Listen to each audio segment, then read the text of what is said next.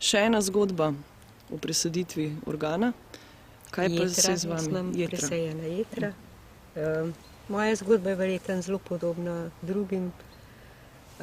Zbolela sem že zelo zgodaj, samo zato sploh vedela nisem. To sem kasneje spoznala, ko mi je zdravnik povedal, kaj imam oziroma kaj me čaka. Zbolela sem v bistvu na ta način, da sem imela občutek, da imam kot ene alergije na eno hrano oziroma na mogoče tudi spomladi na kaj cvetnega ali kaj takega. In ko sem hodila temu svojemu zdravniku, ki smo ga imeli v podjetju, je pač na mojo pobudo, nekaj sem mogla narobe pojesti, mi zmeram tudi temu primerna dal zdravila, da bi tisto minil. Kako pa se je to kazalo?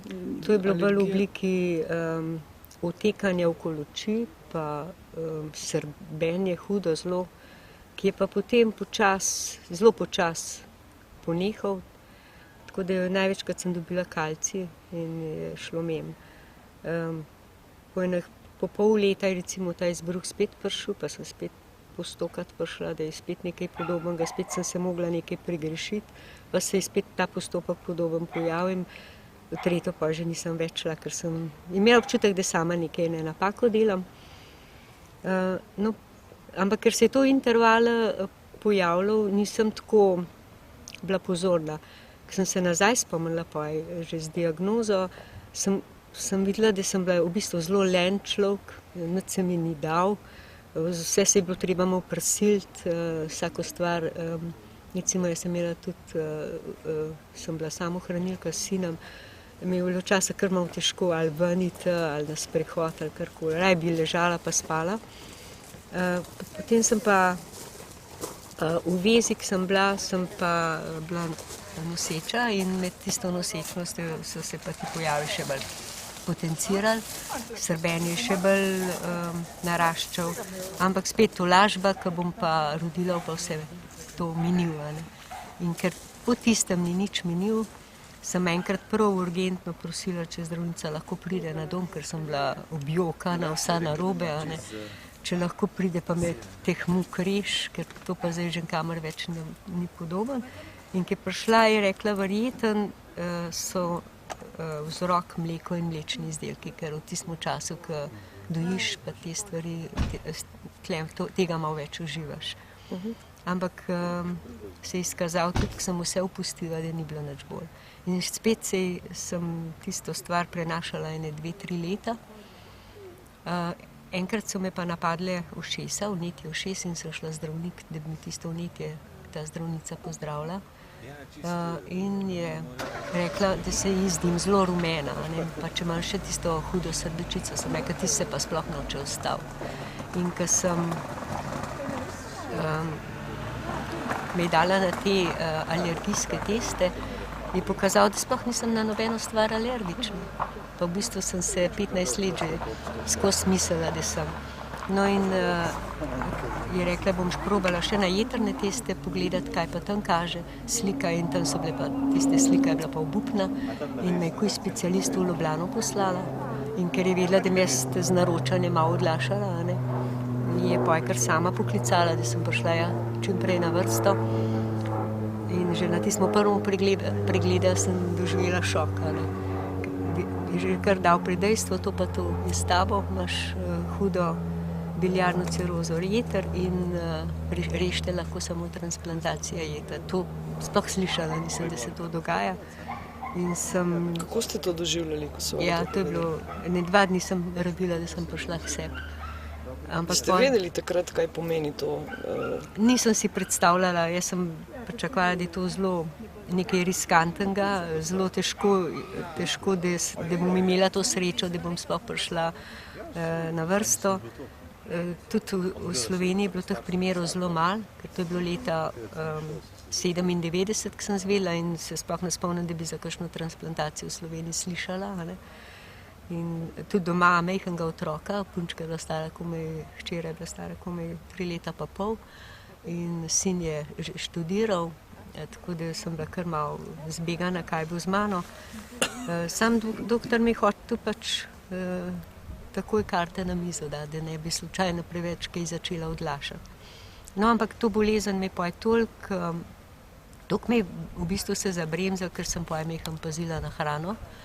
Pa kmalu sem tudi doma ostala, tudi sem bila na bolniški in so se stvari malo umirile. Prej mi je še služba s svojimi stresi verjetno tudi pospeševala, ne? No, pa se je pa to mečkan izboljšal. Toliko se je izboljšal, da se je dal prenašati, ampak ko so pa izvidi pribili tisto mejo, so me pa takoj začeli pripravljati na transplantacijo. Tudi po protokolu sem mogla vse tiste preglede dati skozi in se postaviti v vrsto oziroma v čakalnico.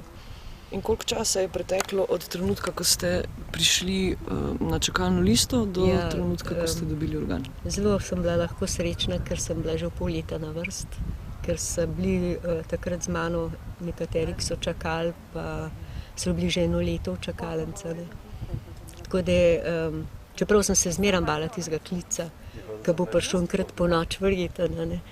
Tudi zdravnik je rekel, se veš, vse nesreče se po noč dogajajo. Včasih sem šla kar težko spati in tudi telefonsko številko od mobitela sem dala samo kliničnemu centru, pa sinjo imu. In če nisem videla, da je napisan, da sin kliče, sem bila že zbegana, ker številke od kliničnega centra so bile pa različne, niso bile samo ena. To pomeni tudi, da najbrž niste nikamor šli za dlje časa? Ne, nisem se smela preveč oddaljevati, mogla sem biti na razpolago, da bi vsaj v 3 urah prišla v kliničen center, tako blizu. Šla sem tako naokoli, pa zmeraj z mobitelom v rok, pa paziti, da je bil signal, ker takrat tudi ni bilo še tako pokritje, ampak prav daleč pa ne. V bistvu sem v svojem kraju bila takrat. Kako je izgledalo to, ko so vas poklicali? Ja, bil je glih ta zadnji šolski dan, hčerka je glih prvi razred naredila in zjutraj sem se prištevala, da šla z njo v šolo poti spričeval, pa sred noči tam ni bilo glih sred noči, okrog 4:30 zjutraj me primarij Stanisavljevič pokliče, pove, kaj me čaka in sem bila čisto zbegana. Kakšni občutki so bili? Je bilo to veselje, strah? Po svoje sem bila, ne vem, če se zdaj nazaj spomnim, prvi moment sem bila grozno vesela, pa mi pa ti strah zagrabil, tak strah v bistvu. Verjetno vsak pozna, če se nekaj zelo hudo boji. In vem, da nisem, kakor sem imela vse te papirje pripravljene, nisem čula, kje so. Spomnim se, da sem tudi potušam bila, pa nisem vedela, kva ne gordi in pa vse take stvari. Ampak seveda, ta prvi je bilo pa treba poskrbeti za hčerko, da jo bo kdo tisti čas pazil. Sin je šel glih k svojemu dekleta v Trbovlje in sem ga poklicala in je rekel, da je še prišel v kliničen center, da me še vidi, no, ampak sta me poj zamudila, hčerko pa poj, oče pa mama sta jo pazila.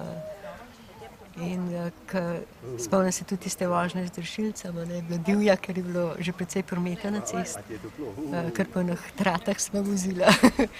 No, ko sem dol prišla, me je tudi kirurg Sojer, doktor Sojer me je vprašal, kako se počutim, ko sem rekla, ne vem, grozen me strah je prav, se bilo mene tudi.